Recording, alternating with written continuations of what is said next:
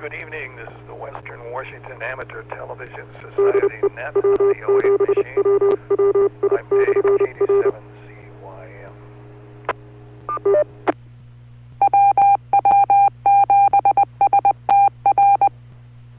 N7KC.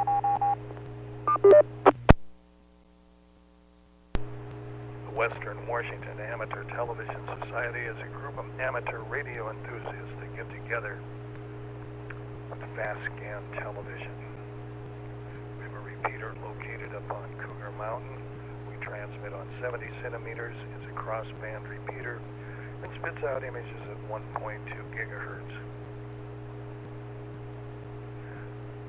Also, to find out more about our organization, Google WW7ATS.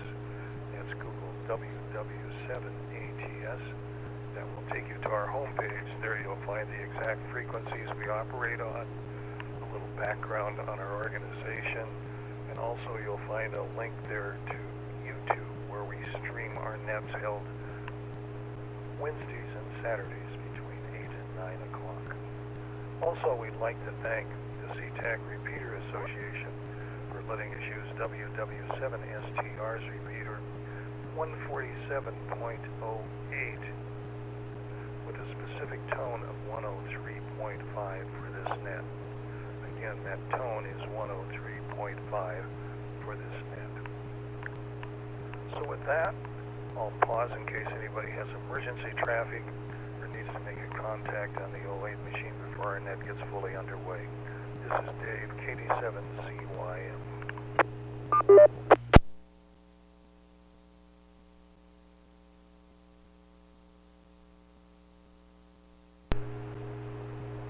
Good evening. Again, this is the Western Washington Amateur Television Society Net. I'm Dave, KD7CYM.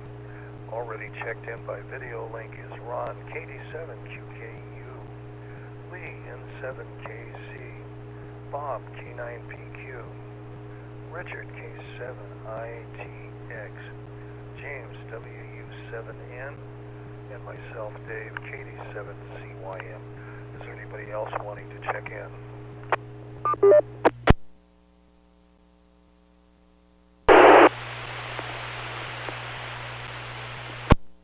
Hearing none, we'll get the ball rolling. Let's start off with Ron, KD7QKU in Tacoma. Okay, well, thank you very much, Dave, and good evening to the group. KD7QKU. I was just talking to Bob about Bill, Kingston Bill, KC5WFH, and I said I talked to him this morning, and I think he listens a lot. So, Bill, KC5WFH, are you out there? Do you want to join us tonight?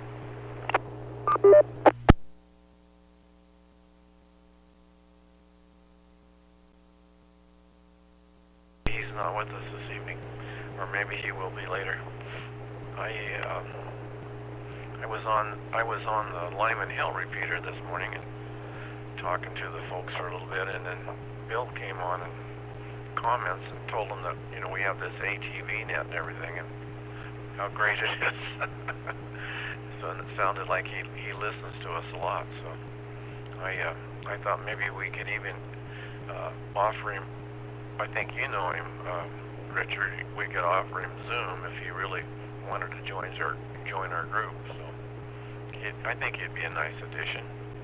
Lee knows him real well. And so anyway. So let's see. No, I had a really nice day today. Started off this morning. Wade came by and picked me up and taken me over to the Tacoma Ham Club house. And today, Richard, they served food. They had chili dogs, and then it was kind of a swap meet.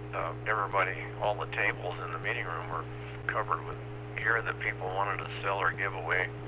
And there wasn't even hardly any parking spot when we got there. But so it was real nice, real nice. Had a good time. Had a chili dog, of course, and met two new people. One of them just lives south of me in this other housing development. His name, I believe, was Scott. And then I met about 3 new people, really. I met a guy named Dave, but he's way up by Graham. And then I met this other gentleman. Talked to him for a long time. I forget his name now. Darn. But anyway, so it was a good day. Didn't get home till probably 1:30, and watched the Mariners spring training game. I don't know if Richard watched that game or not, but it was en route. He's shaking his head. And they played the White Sox, I think. They play them again tomorrow en route. No, they don't. They play somebody else tomorrow at noon en route. So if you want to watch some spring training baseball, you can see. They have quite a few new players. They were pretty nice looking young guys. I was kind of impressed. So I guess that's enough for now. So back to net. KD7QKU.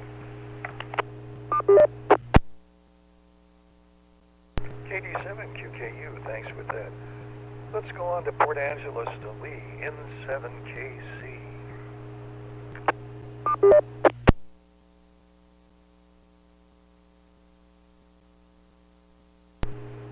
Okay, very good. N7KC, Lee in Port Angeles. I got thumbs up a couple of places, so we're good to go, I guess. Well, good evening, guys. And maybe Jim's out there with us tonight too. I don't know. I was getting set up here when Dave mentioned he was here, and I don't know if he is or not. I didn't hear Jessica, I don't think. Well, anyway, yeah, I do know Kingston Bill. Known him for years, and he does listen a lot, no doubt about it. And he used to. Remember, there were times back when that he used to check into the net, and so forth. But it's been a long time. Hey, we went to Squim today. We needed to go to Costco and Walmart over there and so forth. Paula needed a spice rack, and Walmart in Squim was the only place that had any. So we went over for that. We also went into Serenity House, which is a kind of a thrift store. It's an upper class thrift store. It's quite nice. And I found this little beauty there for $2.75. It's a cylinder. It's a Pyrex cylinder, which I think was originally used to make bread. I think you could do that, put dough in that thing and cook bread in it. Well, I'm going to machine ends for it and put electrodes in it and pump it down, and this will be with a high voltage, very high voltage system, which I have. I'll be able to do streamers in this, and show crooked lines and that sort of thing. So this is the start of a nice vacuum thing. It's 14 inches long. It's 3 3/4 inches in diameter. It's not got a blemish on it, Pyrex. And it's really, really nice. And I'm a sucker for things like lab glass anyway. I see something like that, and I pick it up immediately. And the price was right. So anyway, we'll see how that comes down. Anyway, with that, I'll send it back to you, Dave. This is N7KC, Lee in Port Angeles. Go ahead. 7KC, thanks with that. Well, next up on the list is Bob, K9PQ in Bothell.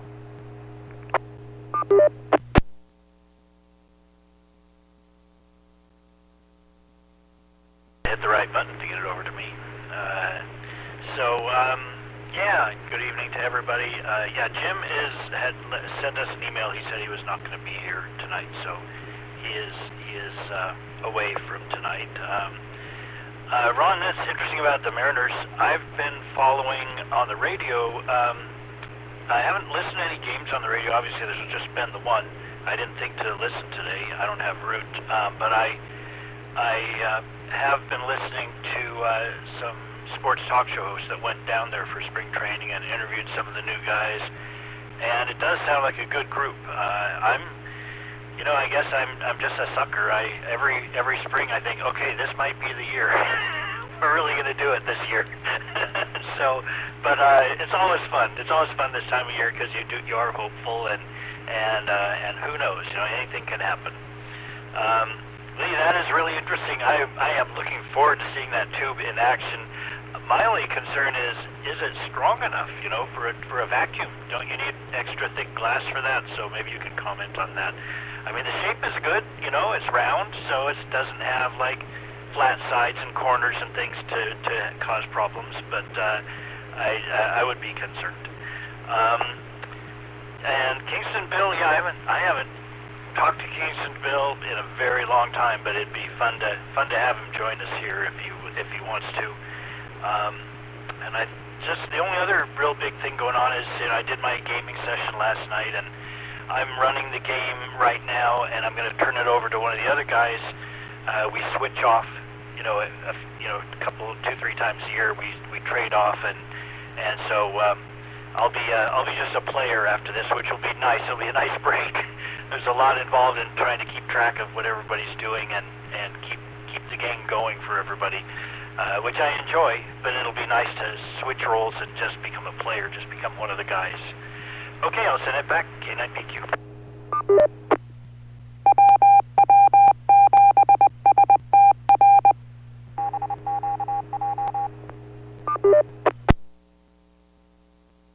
K9PQ, thanks for that. And again, for ID, this is the Western Washington Amateur Television Society net on the 08 machine.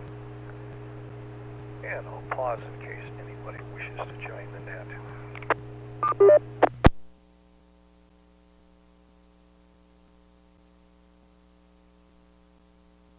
And again, this is the Western Washington Amateur Television Society net. I'm Dave, KD7CYM. Let's go to Richard, K7ITX in Kent. All right, well,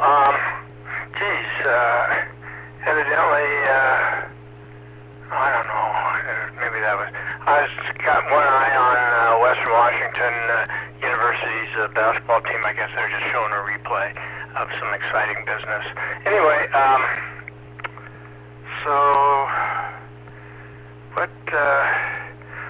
I guess, I just totally blew my mind what I wanted to say. I guess I'll start off just by asking Lee,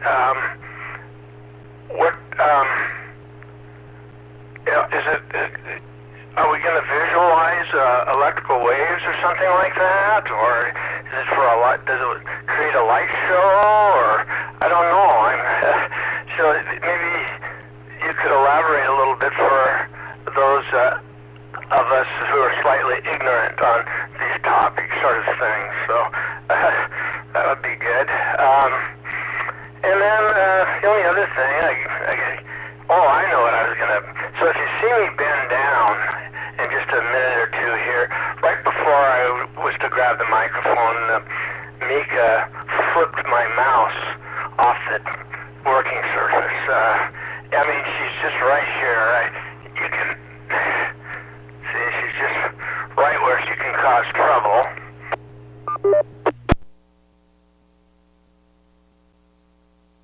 Nice mouse that works just fine on the armrest, but that's just what she wants to do. If it's a pen or anything, she can just, you know, that's her whole mission in life is to clear off tabletops and things of that nature. Let's see. Yesterday was Friday. That was kind of a big day. No, wait a minute. Was it Friday? Yeah, it was Friday. Was it? No, I don't know. I guess maybe it was Thursday. God, I can't. Let me look at the calendar for a second. I hate it when. Yeah, it was Thursday when I went to the University of Washington and did that high altitude simulation test. I've got a trip in about a month down to Phoenix, and I wanted to make sure I wasn't gonna, starve for oxygen on the plane where it goes from 21% oxygen to 17%. Well, I did just fine, but the test, I was really kind of surprised how they do the test. The test, they put your oxygen in two little probes in your nostril, called a cannula, and that's just, I was surprised. That was just the normal 21% atmospheric air in the room, 21% oxygen in the room. That's all that was. It wasn't special oxygen or anything. Put on a full mask over your nose and mouth, and that's pure nitrogen. So you got room air, oxygen in your nostrils, then your whole face pretty much is covered by 100% nitrogen, and evidently they determined that simulates a 17% high altitude, and I did just fine. I did get yelled at though. You guys know me, I like to talk, and my room that I was in with a very nice, lovely lady, by the way, doing the test with me, and I couldn't help it, talk with her and stuff. But then the door opens up, and another nice, strikingly beautiful lady opens the door and says, "You're not supposed to be talking." And I go, "Oh, okay." So you just do what you're told, right? So that was pretty fun.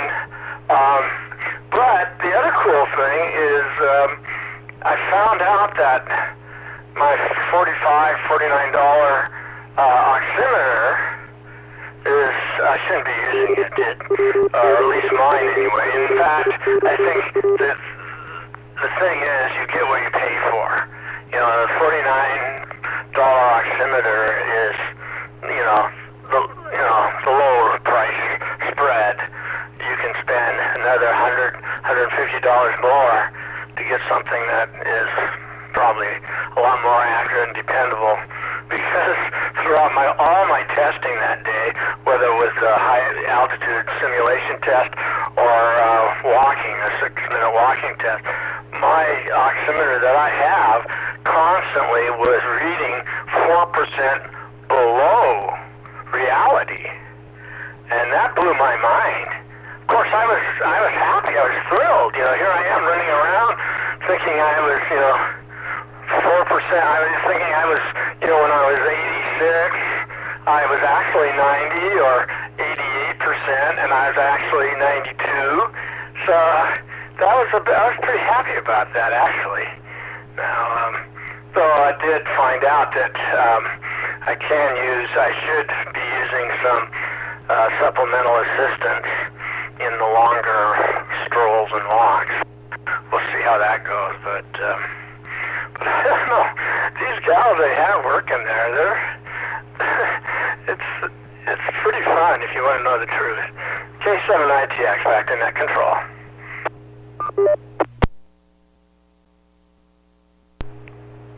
K7ITX, thanks for that. Let's go to James, WW7N in Bellevue.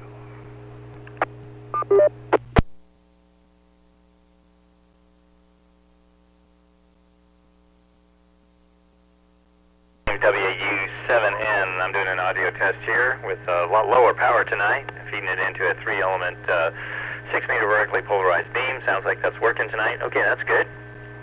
Well, the signal tonight on 1.2 gigahertz was a rock solid. I guess we're going to get some rain blowing in here tomorrow, because now I'm kind of losing the color signal, but it's not rolling. It seems to still be pretty solid. That thing is just an inherent weather predictor, I think, up there. So it was rock solid. Now it's kind of coming and going between about 4 and a 5, losing the color signal every once in a while. I think you have an impressive device here. That's the kind of thing I would have bought, having no idea what it was whatsoever, not realizing it was a bread baker, and then taking it on the air here and then ask you guys what it was.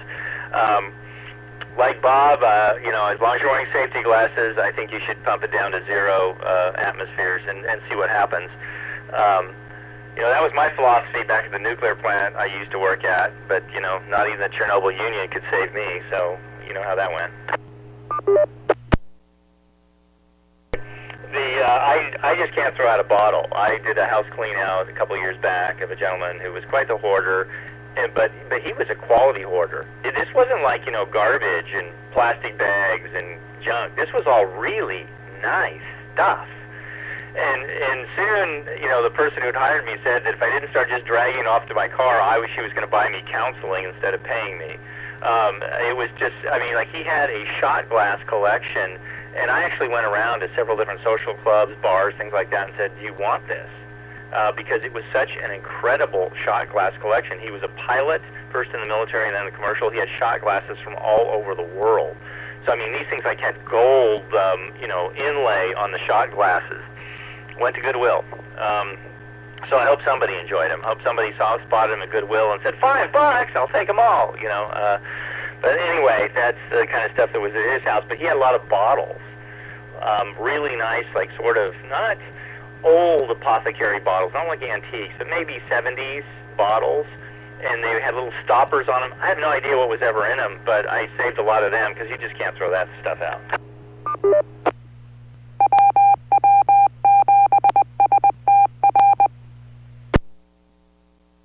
I say cats play with mice. That's just what they do. You just have to be used to that. So it doesn't surprise me Mika would do that. Also, okay, now you're the expert on this. You must be a total expert on this. I thought the atmosphere had the same percentage of oxygen whether you're at 40,000 feet or whether you're at, you know, in Death Valley. The percentage of oxygen was the same. It's the pressure that's the difference. And the pressure is what forces the oxygen molecules across the barrier in your alveoli. But you know what? That could be completely wrong. Now, you could simulate that with nitrogen and you know, regular air, and then even playing around with that air, or I suppose you could just pull the cannula out and just put the nitrogen on and, you know, execute someone. I think they just did that recently with somebody.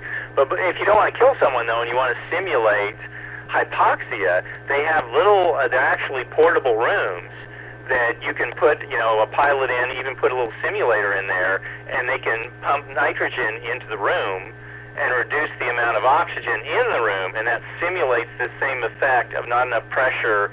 I mean, effectively, your alveoli don't get enough oxygen anymore. So this is kind of a trivia question. Is it potato or potato? Because the end result is the same. But now you've got me curious, because I've been telling people that, and I want to know if it's true or not, because that's what I was told in flight school. But, you know, that was a long time ago. That's, maybe, you know, we'll all have to do our research on that and find out what the technically correct answer is, although it would end up being the same thing. I mean, if you actually reduce the percentage of oxygen at a given barometric pressure, that's going to do the same thing as if you didn't have the pressure to force the oxygen across the alveoli. But let's see. Oh, I was going to say, I don't know why you would get a more expensive oximeter, because now that one's perfectly calibrated. I mean, I'm envious because I have no idea. I mean, a man with one really quality Swiss watch knows what time it is. A man with two is never sure, right? But your oximeter, you now know, it reads consistently, apparently somewhat linearly, 4% low. So, you know, that's, I mean, all you have to do is subtract 4 and you got it, right? I mean, so I don't know. Maybe you could get in there with a little resistor or something and tweak it, but mine always says 100%. I can do whatever I want, 100%. I mean, I don't think it's ever read anything other than 100%, which always makes me wonder if there's some guy in China that just has, you know, an LED and then a little readout, and he just shorts it to 100% and, you know, sells them, and that's the one I bought. Another thing, I don't know if I can show you this. This was given to me by a neighbor, and it's pretty cool. It's an Adreno kit. And Lee, you know, you might be interested in this. It just has a huge amount of stuff in it. And it's about, I think the going rate at Janko is about $50. But here's the thing you guys all might want to know. You can go to Free Code Camp on YouTube, and there's all different courses, depending on what your level is or how fast you want to take it. 4-hour courses, 10-hour courses, courses that literally start you with people that don't know anything about electricity or microcontrollers. And then there's courses that move along a little faster, but they're all free of charge. Obviously, I think Free Code Camp is the teaser for the Code Camp, but there's still very good stuff there. But on Tinkercad, Tinkercad, you can register, get an account, and here's what the kind of hardware setup would look like. Well,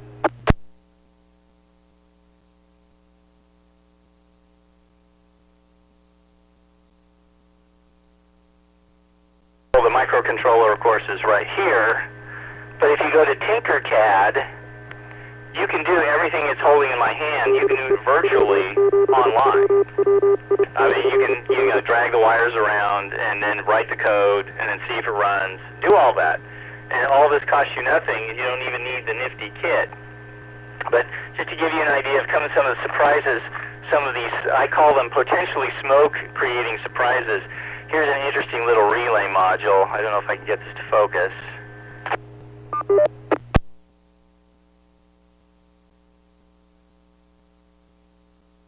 Under my thumb and finger, that's the usual kind of output for a relay that would control a higher power device, like 120 volts, for example. There's a normally open, normally closed, and a common.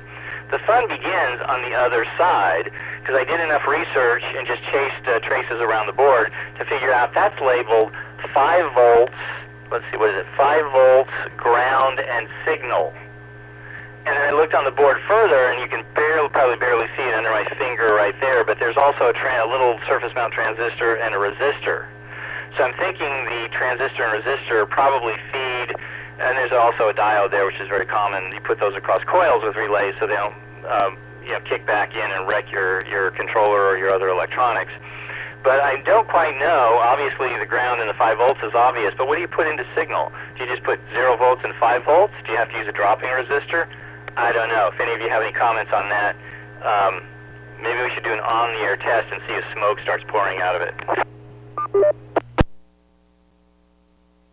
In here, I don't know if I can find it. I'll show it to you next time. Really impressive. I mean, it's just absolutely pure magic. This is James, Whiskey Uniform 7 November in Northeast Bellevue with the Western Washington Amateur Television Society. Let's turn this back to Dave, KD7ZYM.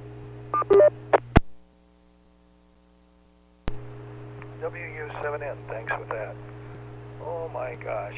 Here in Lake City, I got 46 degrees, overcast.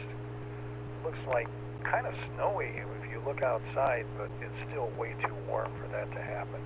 But I guess in the next couple of days, it might be a little bit of precipitation coming down in the form of snow in the lowland, 200-foot level. So that'll be interesting to see what happens there. Well, the good news was I had filed my income tax. My accountant filed it. And within 2 weeks, I got a check. I decided not to have it to my bank account, but a physical check. And it showed up in the mail. I was very surprised. That's the fastest I've ever had a return come back with a check. So anyway, it's nice to have a little extra change coming out. And oh my gosh, I was thinking about Richard. Probably want to stay away from climbing Mount Everest unless he got together with a Sherpa and did some training and figure out how all that works. But my gosh, I guess the higher you go, the thinner the oxygen level is. So anyway, healthiness is good oxygen level. Well, actually, that's about what I've got here. I did some domestic chores today and went to the post office. I don't trust my local pickup for mail because the box got broken into. My personal box is I've got a private mailbox, and down the street is one of those distributed units, and that got peeled open last year, and it took them almost 7 months to replace it.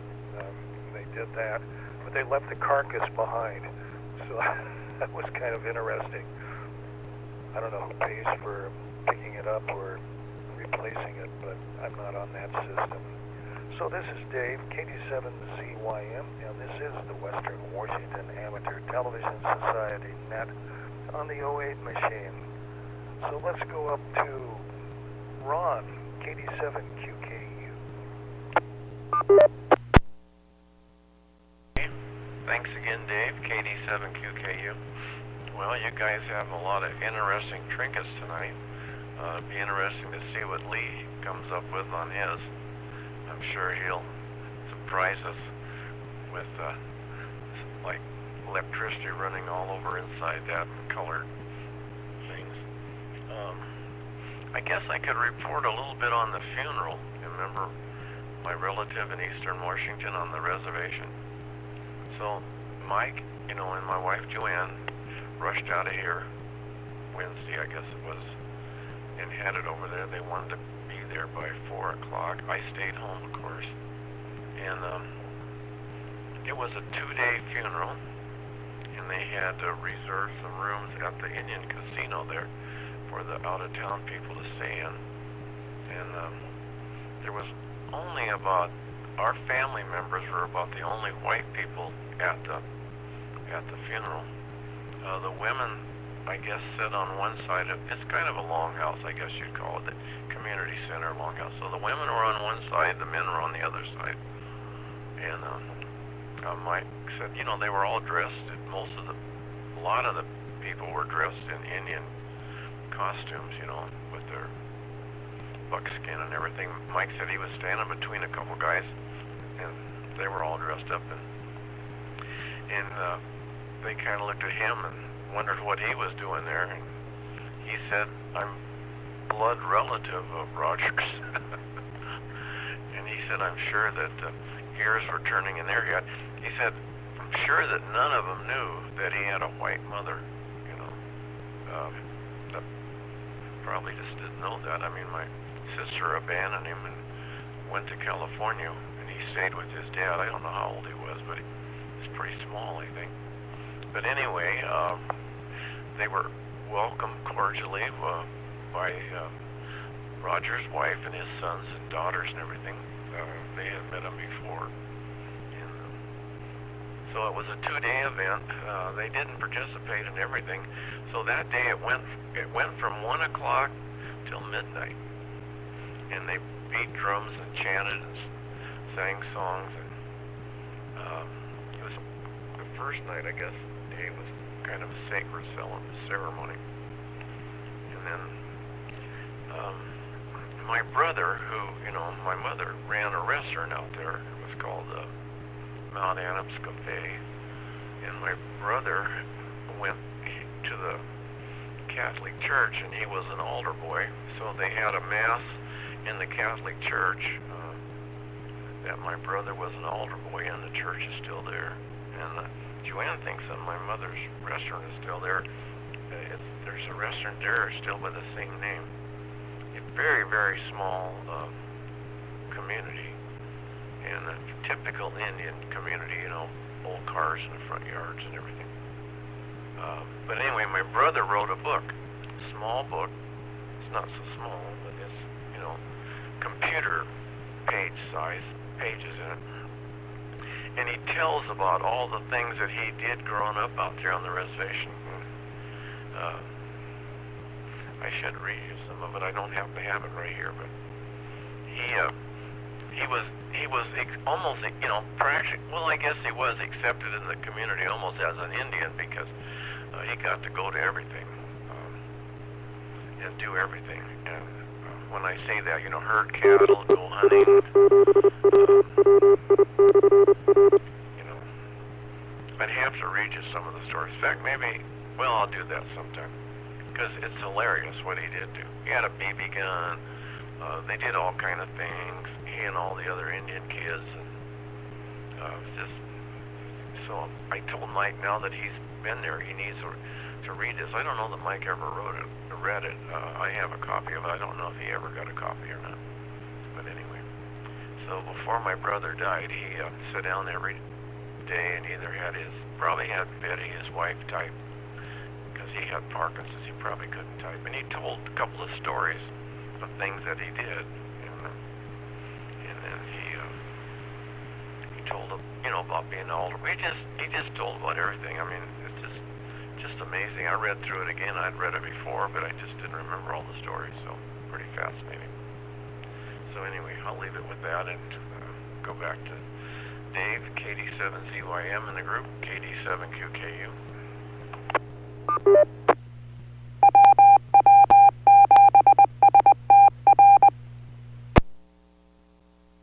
QKU. Let's go to Lee. Okay.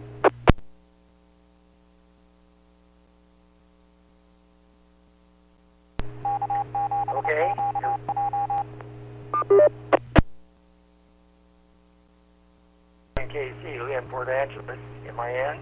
Okay. Okay, here we go. Are we okay? All right, Bob wasn't hearing me there. Oximeter. Paula, my wife, has got asthma, and so we're very interested in oximeters. And we've had 3 over the years, and the first 2 were dubious, very nice looking, all that. They turned on and they're pretty and all that. No good. And so what I did was I went on Google and asked for the most accurate oximeter and so forth. And I had some clinical studies that I got, and I picked the one that they said was had passed the clinical trials and all that sort of stuff. And we got that, and it works fine. Seems to work okay. Okay, the mixture of nitrogen and oxygen, the atmosphere is homogeneous. It doesn't make any difference at what altitude you are. The pressure goes down as you go up, but the total pressure is the sum of the partial pressures of the gases. PV equals nRT, if you're into, those kinds of gas, thermodynamic of gas problems. All right, so as you go up, the pressure goes down, and it turns out that your lungs, alveoli, have to have a certain positive pressure across the membrane before you can transport oxygen across it. And the converse problem is if you're a diver, if you're a free diver, not a scuba diver, but a free diver, which I was for a number of years. I was a skin diver with a wetsuit and so forth and no tank.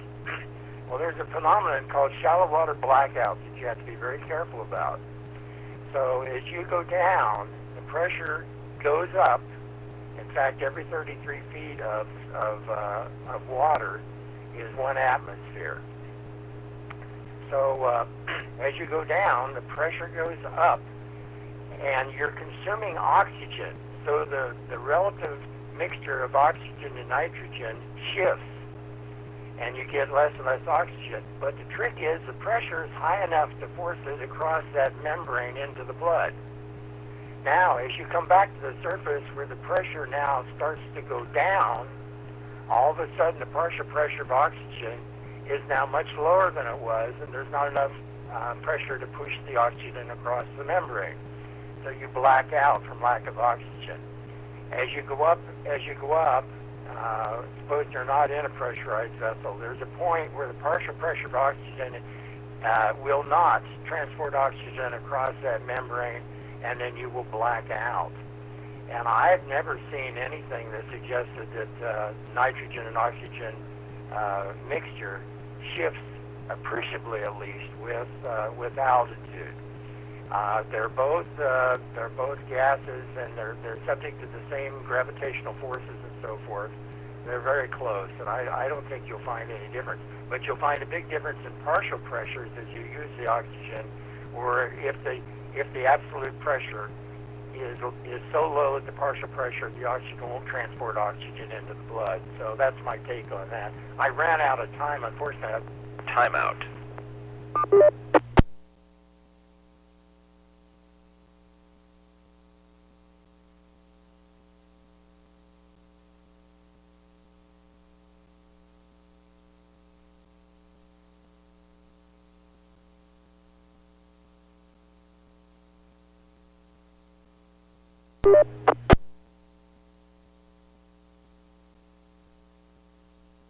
Connected N7KC. Sorry, I'm back. Okay. What happened was my phone timed out. My phone went away, so I had to restart Echolink. And now I've got another shot. So let me tell you quickly about when I was working for oceanography and engineering services.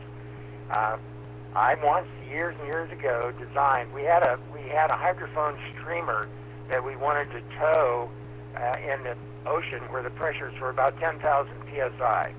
Okay, it's like 4 or 5 kilometers down in the water. Seawater weighs 0.455 pounds per square inch foot. So you can compute that if you like what it was. Anyway, so they had to run at 10,000 psi, and we had to use lithium, liquid lithium batteries, little tiny things that look like half a AA, and to run the preamplifier associated with each of the hydrophones, and there were 20 on the streamer. So my problem is how to protect those batteries down there at 10,000 when the pressure was 10,000 psi. And what I did was I had a physics glass shop cut me some glass tubing that was big enough that I could slide the batteries in. I had them grind the ends of it so that they were real fine, and then I machined brass caps that went in, and a wire went from one brass cap on one end to the battery and the same on the other end, and then I put oil in there, and basically the trick was just to keep them together at atmospheric pressure, because in the ocean pressure they were jammed together so hard. And it turns out I didn't even have to use O-rings at 10,000 psi when we tested. The glass fit up with the brass so tight that there was and they were in salt water. There was no water leaked into those things that screwed up the batteries. So what I'll do on this is I will never be around this without a plexiglass cage over it, okay? I'll relate another story of I don't think I have the time, but working at High Energy, we had a bell jar implode one time, and I'll tell you the circumstances if I get around again. Anyway, it was we hadn't been running that bell jar in a cage. We just happened to go to coffee. We came back and it had imploded, and where we found glass, you would not believe. So I know all about imploding things under low pressure like that, and we won't let that happen. Anyway, it might implode, but it won't hurt anything. Back to you, Dave, N7KC, Liam Fort Angeles.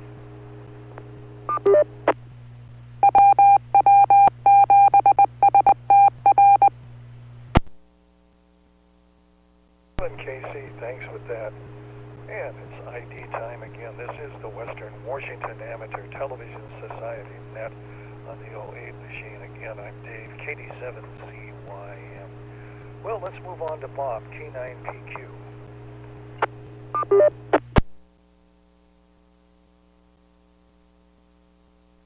Well, man, so much to talk about, so much going on. I would say I agree with Lee on everything about the partial pressures, and also, as James said, as he learned in his flight school, I could see possibly some slight difference in percentage mix, but you know, it's so active. There's so much motion going on with the weather and all of that kind of stuff that they probably continue mixing. And so I would say it might not be any at all. It might be enough mixture going on just from movement that the percentage of each gas would not change that much. Dave, you know, in the better safe than sorry, I'm also going to stay away from climbing Everest. Sherpa or no Sherpa, I think I'm just going to stay away from climbing Mount Everest. And your Western Washington comment about basketball got me thinking of Wazoo had a very big basketball game, and I have to sort of pay attention to them because the Huskies are just horrible this year, as they have been for many years now. But Wazoo beat Arizona for the second time at Arizona in Tucson, and it's apparently a really big deal. So they already were ranked 21st in the nation. Washington State was. Arizona was ranked, I think, 4th, I saw. So it'll be interesting to see how those rankings change, if they haven't already changed. And I guess that's the team I'll be watching in the playoffs, because the Huskies will not get there for sure in the big dance. What else have we got? Yeah, James, video signal as weather predictor. You know, yeah, I mean, there's Grandpa's knee, and then there's video signals, so take your pick, right? But I have a bit of that going on myself. For me, it's headaches. When the pressure changes, I get headaches, and it's usually around some kind of a change in the weather. What else do I have? Yeah, that thing that you showed us, 16 hertz, is that the company name? I mean, I don't understand that, James. Why 16 hertz? What is 16? Why is it 16 hertz? I don't get that. Maybe you can explain that. And finally, I'm going to look at that free code camp. The one I use a lot and like a lot is the W3 schools. Now they're software only as far as I know, and they started out, I think the W3 comes from the WWW World Wide Web, and so they were early on really good for things like HTML, CSS, JavaScript, but I think they've branched out into more things now beyond that.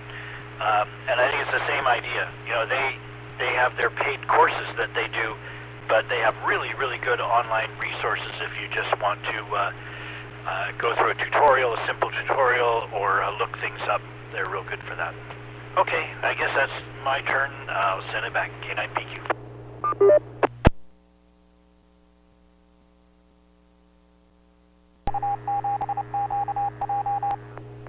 K7ATS.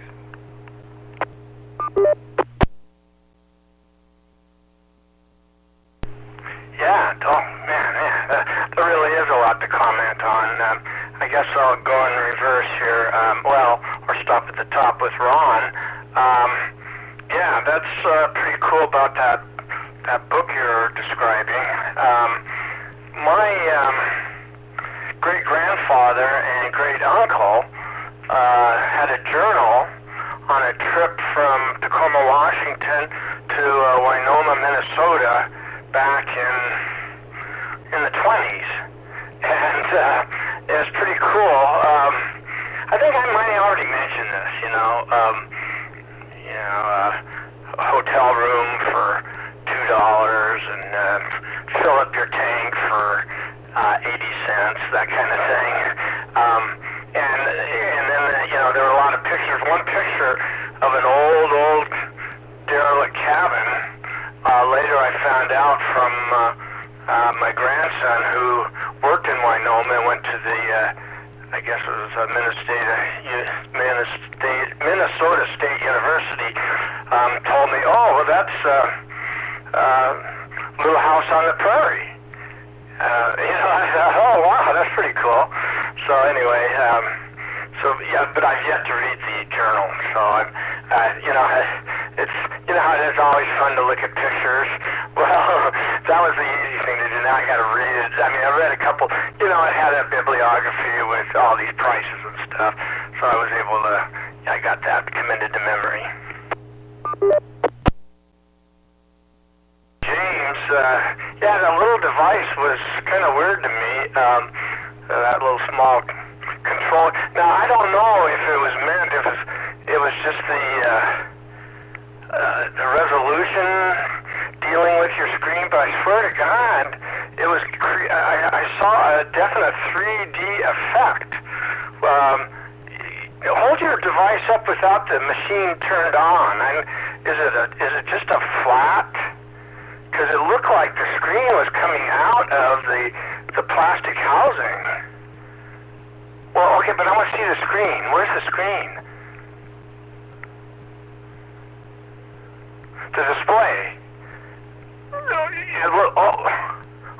You can't show that to me. Oh, okay, well, whatever. Because when you were showing it, I swear to God, the display was coming out. Like the whole thing was, well, I don't know.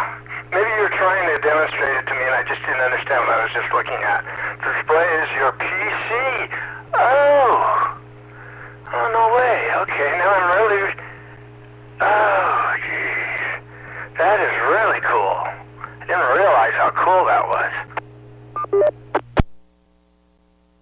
Yes, thank you very much, you guys, for the explanation on oxygen and pressure and how the alveoli is affected. So now you got me a little concerned about the test I just experienced. But I guess probably they know how to overcome the amount of air going into your nostril with a certain amount of nitrogen in the mask to create the whatever we were just talking about, the the atmospheric pressure. Because they seemed to act like they knew what they were doing, and I did see a difference in oxygen content in my blood. But I was happy to hear Lee comment on the first couple oximeters that they had were actually kind of junky, like the one I have, and so yeah, I'll do what Lee did and do some research and basically spend what's necessary.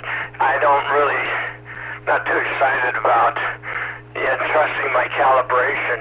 I mean, it was 4% low lots of the time, sometimes, or 3 to 4% low, quite often 2%. Once in a blue moon, it was nuts on, but I was thoroughly shocked to my pleasure. Let's put it that way, because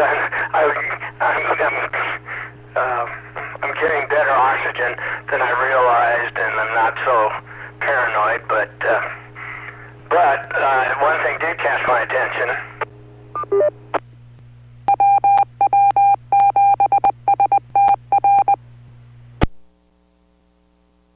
The pulmonologist at the University of Washington said that he hoped they'd put me on the list when I get down there the end of next month. So I didn't really. Then I said to him, well, maybe they'll just want to check me 6 months from now. So I don't know. It's not anything really to look forward to, but it is what it is. That's why I'm going down there. I mean, I don't know. I enjoy my life. I enjoy everything around me, but it is very frustrating to not be able to just truck right along like it used to. It'd be kind of nice to go on hikes and go on long walks and things of that nature. But yet on the other hand, the whole aspect of the procedure and the recovery, I don't know. Well, I got a lot of time to think about it, that's for sure. Just because I'm going this far doesn't mean I have to go through with it. But it'll be interesting to see what they say when I get down there next month. Case of an ITX back under control.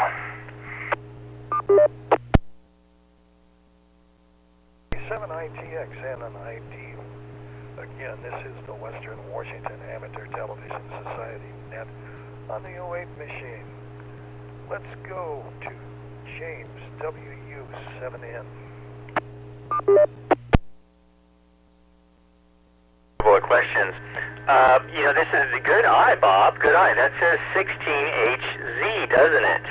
Well, I think it's supposed to say 16 megahertz, because that's the speed of the clock. I don't know why they left the M off. Maybe that's just to make you think. But, of course, it runs at that slower clock speed. Again, this is a microcontroller. It's not a microprocessor. And so, Richard, to answer your question, there is a cable that you're no doubt very familiar with. It just looks like this. That connects to this little board, and then this end connects to either your Linux or your PC. Now, what's called the development environment, and that's all of the intensive lots and lots and lots of code that lets you write code, and it does all sorts of magic. It completes lines for you. It checks syntax. I think it tells you that you need a haircut. It does other useful things like that. But that runs all on your PC. And so this little tiny processor, when you say, okay, do it, it just puts the little binary ones and zeros in that little tiny cheap chip, which I think is $4. I mean, maybe it's $12 now after inflation, but it used to be about $4 for these little chips.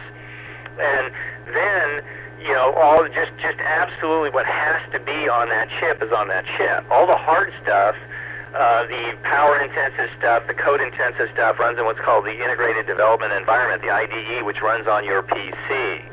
So when you ask me, where's the display, well, yeah, you can hook up all kinds of little displays, like here's a little matrix display. You could put this maybe on a burglar alarm or something like this. But the display, like we're all looking at right now, you connect that with a cable to this little tiny board. A little confused. So where microcontrollers really shine is you got, generally speaking, in the electronic world, you got data in and you got data out. And these microcontroller boards are incredibly good at this. That's what they're designed to do. They take sensors from the outside world. How hot is it? How cold is it? Was the door open? Was the door closed? Was the solenoid on or off? Was the rocket nose pointing up or down? All that stuff. These boards really do a good job of that. And then reporting that information back very rapidly with very low power drain. Now, the computers we're all looking at right now and talking on, they are very good at running complex operating systems. And we can do 10 things at once on these computers. And you can run a Excel spreadsheet at the same time you have your Zoom meeting and do all those complicated things. But really, they use a lot of power and they suck up a lot of juice and they accurately show my face, and so that's obviously a downside. And so, you know, the big complicated computers are big, they're expensive, they're power hogs. So these things can do all sorts of interesting stuff that for very cheap, and you can run them off 9-volt batteries. So I don't know if that helps answer any of your questions or not. There's one other thing I wanted to show you, and then I want to hear what Lee has to say. Back to the guy who gave this stuff to me for free and said, did you know you gave this to me? Good things come in small packages. That is a 3-axis accelerometer and a 3-axis gyroscope. And it also has brains on board to take things like magnetometers, like a compass, or other things like barometric pressure, and it'll all process it on that little thing about the size of a pea, and then report that back to the microcontroller. So this is how these guys are getting their model rockets to land themselves and stuff like that. You know, come back on the ass end and land. This is the kind of thing they're doing. It is, for what you get, it's incredibly inexpensive, but still ain't cheap.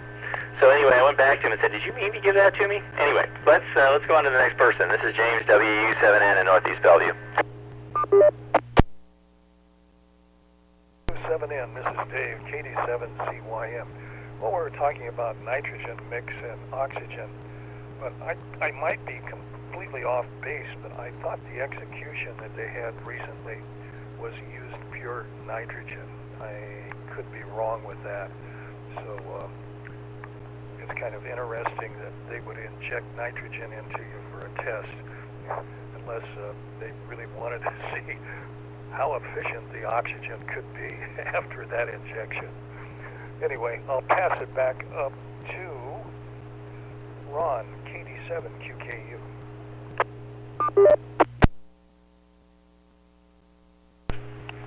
Find an interesting story to read here to you guys, but I mean, I don't know.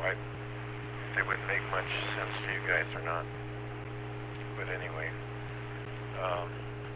I'll skip that for now. Maybe some other time. Looks like Joanne taking the little book apart. So he just wrote it on, computer paper. And it has pictures. It has pictures and stuff in it. So it's pretty interesting. I mean, it's really interesting to me because I've heard a lot of these stories before. Anyway, so I guess I think we're probably running out of time. I don't know what time it is. Send it back to that KD7QKU. 7QKU. Well, we can do a final with Lee in 7KC.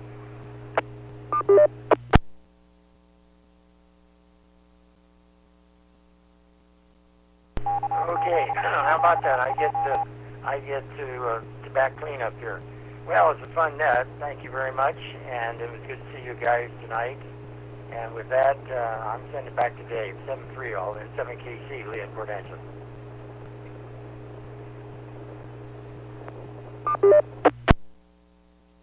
KC, thanks for that. And all nets have to come to an end. Unfortunately, this is the time for the Western Washington Amateur Television Society to sign off the air.